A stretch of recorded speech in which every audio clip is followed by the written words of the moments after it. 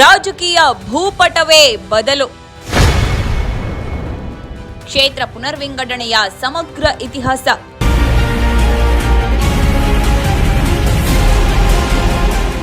ಭಾರತೀಯ ಸಂಸದೀಯ ವ್ಯವಸ್ಥೆಯಲ್ಲಿ ಕ್ಷೇತ್ರ ಪುನರ್ವಿಂಗಡಣೆ ಡೆಲಿಮಿನೇಷನ್ ಎಂಬುದು ಭೌಗೋಳಿಕ ಬದಲಾವಣೆ ಮಾತ್ರವಲ್ಲ, ಅದು ಪ್ರಜಾಪ್ರಭುತ್ವದ ಸಾಮಾನ್ಯ ಪ್ರಾತಿನಿಧ್ಯದ ಅಡಿಪಾಯ.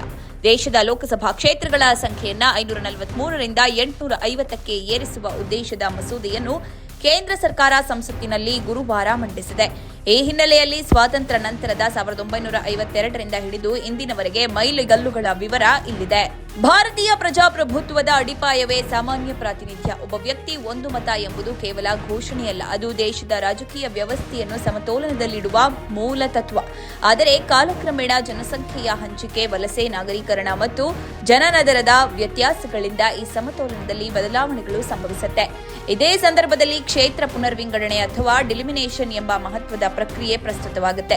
ಇತ್ತೀಚೆಗೆ ಕೇಂದ್ರ ಸರ್ಕಾರ ಲೋಕಸಭಾ ಕ್ಷೇತ್ರಗಳ ಸಂಖ್ಯೆಯನ್ನ 543ರಿಂದ 850ಕ್ಕೆ ಏರಿಸುವ ಮಹತ್ವಾಕಾಂಕ್ಷಿ ಮಸೂದೆಯನ್ನು ಸಂಸತ್ತಿನಲ್ಲಿ ಮಂಡಿಸಿರುವ ಹಿನ್ನೆಲೆಯಲ್ಲಿ ಈ ಪ್ರಕ್ರಿಯೆ ಮತ್ತೊಮ್ಮೆ ದೇಶವ್ಯಾಪಿ ಚರ್ಚೆಗೆ ಗ್ರಾಸವಾಗಿದೆ.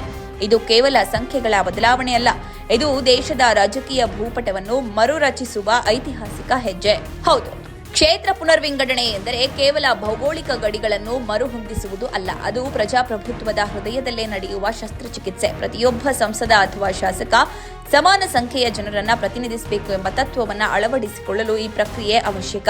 ಆದರೆ ಭಾರತದಂತಹ ವೈವಿಧ್ಯಮಯ ದೇಶದಲ್ಲಿ ಇದು ಸವಾಲಿನ ಕೆಲಸ. ಯಾಕಂದ್ರೆ ಪ್ರತಿ ರಾಜ್ಯದಲ್ಲೂ ಜನಸಂಖ್ಯೆಯ ವೃದ್ಧಿ ದರ ಒಂದೇ ರೀತಿಯಲ್ಲಿಲ್ಲ. ಕೆಲವು ರಾಜ್ಯಗಳಲ್ಲಿ ಜನಸಂಖ್ಯೆ ವೇಗವಾಗಿ ಹೆಚ್ಚಾದ್ರೆ ಇನ್ನೂ ಕೆಲವು ರಾಜ್ಯಗಳಲ್ಲಿ ಅದು ನಿಯಂತ್ರಿತವಾಗಿದೆ. ಈ ವ್ಯತ್ಯಾಸವು ರಾಜಕೀಯ ಪ್ರಾತಿನಿಧ್ಯತ್ವದ ಮೇಲೂ ಪರಿಣಾಮ ಬೀರುತ್ತೆ. ಪ್ರಜಾಪ್ರಭುತ್ವದಲ್ಲಿ ಒಬ್ಬ ವ್ಯಕ್ತಿ ಒಂದು ಮತ ಎಂಬುದು ಮೂಲತತ್ವ. ಪ್ರತಿ ಮತಕ್ಕೂ ಸಮಾನ ಮೌಲ್ಯವಿರಬೇಕು ಎಂಬುದು ಕೂಡ ಅದರ ಇನ್ನೊಂದು ಆಶಯ. ಆದರೆ ವಲಸೆ ಮತ್ತಿತರ ಕಾರಣಗಳಿಂದಾಗಿ ಪ್ರತಿಯೊಂದು ಪ್ರದೇಶದ ಜನಸಂಖ್ಯೆಯು ಕಾಲಕಾಲಕ್ಕೆ ಬದಲಾಗುತ್ತಾ ಹೋಗುತ್ತದೆ. ಜನನ ದರದಲ್ಲಿನ ವ್ಯತ್ಯಾಸದಿಂದಾಗಿ ಮತದಾರರ ಸಂಖ್ಯೆಯು ಏರುಪೇರಾಗುತ್ತೆ. ಇದನ್ನು ಸರಿಪಡಿಸಲು ಅಂದರೆ ಪ್ರತಿಯೊಬ್ಬ ಜನಪ್ರತಿನಿಧಿಯು ಅಂದರೆ ಸಂಸದ ಅಥವಾ ಶಾಸಕ ಸರಿಸುಮಾರು ಸಮಾನ ಸಂಖ್ಯೆಯ ಜನರನ್ನ ಪ್ರತಿನಿಧಿಸುವಂತೆ ಕ್ಷೇತ್ರಗಳ ಗಡಿಗಳನ್ನು ಮರುಹೊಂದಿಸುವ ಪ್ರಕ್ರಿಯೆಯೇ ಪುನರ್ವಿಂಗಡಣೆ ಅಥವಾ ಡಿಲಿಮಿನೇಷನ್. ಭಾರತದ ಸಂವಿಧಾನದ 82ನೇ ವಿಧಿಯ ಅಡಿಯಲ್ಲಿ ಪ್ರತಿ ಸಲದ ಜನಗಣತಿಯ ನಂತರವೂ ಸಂಸತ್ತು ಕ್ಷೇತ್ರಗಳ ಪುನರ್ವಿಂಗಡಣಾ ವಿಧೇಯಕವನ್ನು ಮಂಡಿಸಿ ಅಂಗೀಕಾರ ಪಡೆಯಬೇಕು. ಅದರ ಅನುಷ್ಠಾನಕ್ಕಾಗಿ ರಾಷ್ಟ್ರಪತಿಗಳು ಒಂದು ಸ್ವತಂತ್ರ ಆಯೋಗವನ್ನು ರಚಿಸುತ್ತಾರೆ. ಹಾಗಾದ್ರೆ ಆಯೋಗದ ರಚನೆ, ಅಧಿಕಾರ, ಪ್ರಕ್ರಿಯೆಗಳು ಹೇಗಿರುತ್ತೆ ಗೊತ್ತಾ? ಭಾರತದ ಸಂವಿಧಾನದ 82ನೇ ವಿಧಿ ಕ್ಷೇತ್ರ ಪುನರ್ವಿಂಗಡಣೆಯ ಮೂಲ ಆಧಾರವಾಗಿದೆ. ಪ್ರತಿ ಜನಗಣತಿಯ ನಂತರ ಸಂಸತ್ತು ಈ ಸಂಬಂಧಿತ ಕಾನೂನುಗಳನ್ನು ರೂಪಿಸಬೇಕು. ಬಳಿಕ ರಾಷ್ಟ್ರಪತಿಗಳು ಒಂದು ಸ್ವತಂತ್ರ ಕ್ಷೇತ್ರ ಪುನರ್ವಿಂಗಡಣಾ ಆಯೋಗವನ್ನು ರಚಿಸುತ್ತೆ. ಈ ಆಯೋಗದ ಕೆಲಸವೇ ಜನಗಣತಿಯ ಅಂಕಿಅಂಶಗಳನ್ನು ಆಧರಿಸಿ ಕ್ಷೇತ್ರಗಳ ಗಡಿಗಳನ್ನು ಮರುಹೊಂದಿಸುವುದು. ಈ ಆಯೋಗದ ಮಹತ್ವವನ್ನು ಅರ್ಥ ಮಾಡಿಕೊಳ್ಳಲು ಅದರ ರಚನೆ ಮತ್ತು ಅಧಿಕಾರಗಳನ್ನು ಗಮನಿಸಬೇಕು. ಇದು ಯಾವುದೇ ಸಾಮಾನ್ಯ ಸರ್ಕಾರಿ ಸಂಸ್ಥೆಯಲ್ಲ. ಇದರ ನಿರ್ಧಾರಗಳು ಅಂತಿಮವಾಗಿದ್ದು ಅವನ್ನು ನ್ಯಾಯಾಲಯದಲ್ಲೂ ಪ್ರಶ್ನಿಸಲು ಸಾಧ್ಯವಿಲ್ಲ. ಇದು ರಾಜಕೀಯ ಹಸ್ತಕ್ಷೇಪದಿಂದ ಮುಕ್ತವಾಗಿರಬೇಕೆಂಬ ಉದ್ದೇಶದಿಂದ ರೂಪಿಸಲಾಗಿದೆ.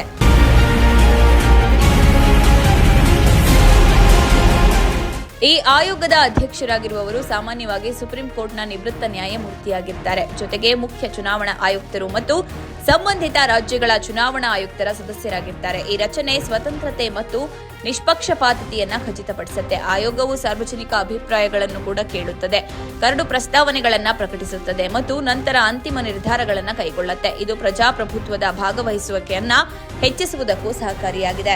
ಭಾರತದಲ್ಲಿ ಇದುವರೆಗೆ ಎಷ್ಟು ಬಾರಿ ಕ್ಷೇತ್ರ ಪುನರ್ವಿಂಗಡಣಾ ಆಯೋಗಗಳನ್ನು ರಚಿಸಲಾಗಿದೆ ಗೊತ್ತಾ? ಭಾರತದಲ್ಲಿ ಕ್ಷೇತ್ರ ಪುನರ್ವಿಂಗಡಣೆಯ ಇತಿಹಾಸವನ್ನ ನೋಡಿದ್ರೆ ಅದು ದೇಶದ ರಾಜಕೀಯ ಅಭಿವೃದ್ಧಿಯ ಪ್ರತಿಬಿಂಬವಾಗಿದೆ. ಸ್ವಾತಂತ್ರ್ಯ ನಂತರ 1952ರಲ್ಲಿ ಮೊದಲ ಆಯೋಗವನ್ನು ರಚಿಸಲಾಯಿತು.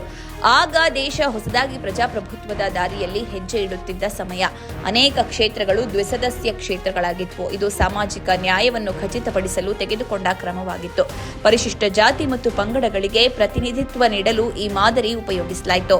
ದ್ವಿಸದಸ್ಯ ಕ್ಷೇತ್ರಗಳ ಚಿಕ್ಕ ಮಾಹಿತಿ ಕೇಳಿ. ಕಳೆದ ಶತಮಾನದ 50ರ ಭಾರತದಲ್ಲಿ 91 ದ್ವಿಸದಸ್ಯ ಕ್ಷೇತ್ರಗಳಿದ್ವು. ಅಲ್ಲಿ ಒಬ್ಬೊಬ್ಬ ಮತದಾರನು ಇಬ್ಬಿಬ್ಬರು ಅಭ್ಯರ್ಥಿಗಳಿಗೆ ಮತ ಹಾಕಬೇಕು. ಹಾಕಬೇಕಿತ್ತು. 1961ರಲ್ಲಿ ದ್ವಿಸದಸ್ಯ ಕ್ಷೇತ್ರಗಳ ರದ್ದತಿ ಕಾಯ್ದೆ ತಂದು ಇದನ್ನ ಕೊನೆಗೊಳಿಸಲಾಯಿತು.